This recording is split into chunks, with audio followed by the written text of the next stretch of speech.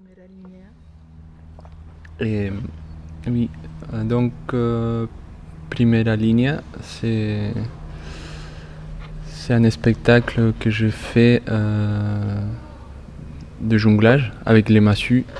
Et c'est une chorégraphie que j'ai créée en 2010 autour du mouvement, de la technique du jonglage et aussi de la recherche personnelle. Quand j'ai créé ces numéros, je me suis dit que je voulais montrer dans cette pièce, je voulais montrer des figures et des mouvements que j'avais jamais mis en scène. C'était ma première contrainte pour les spectacles. Et du coup, ouais, c'était un bon défi parce que j'avais déjà un registre des figures et des mouvements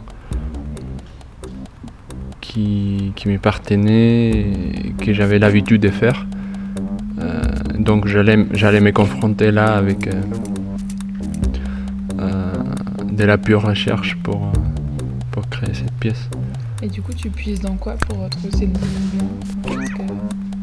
Est-ce que tu vas chercher ces trucs pour dire non, ça j'ai déjà fait, mais ça je peux aller là-dedans Et j'ai trouvé une méthode, c'est-à-dire avant j'ai bossé, j'ai travaillé des figures avec 3, 4 et 5 massues. Et là je me suis dit, là je vais créer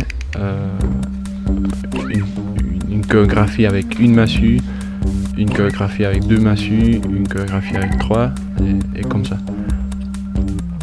Des chorégraphies qui duraient pas beaucoup, c'est-à-dire 1 minute. Et après j'ai essayé de rassembler tous les morceaux, de les intégrer sur une même sur un ensemble. C'est un grand puzzle en fait ce que tu as fait là. Ouais. D'accord.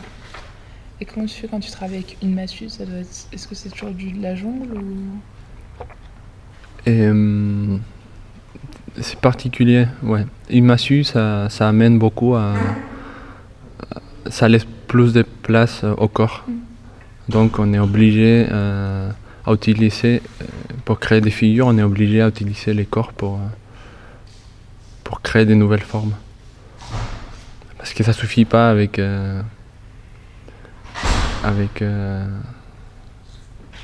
si, ça suffit en même temps. Oui, mais c'est ton corps bouge avec la massue, quoi. Ouais. C'est un autre c'est une autre approche. Ouais. Okay. Il y a une approche beaucoup plus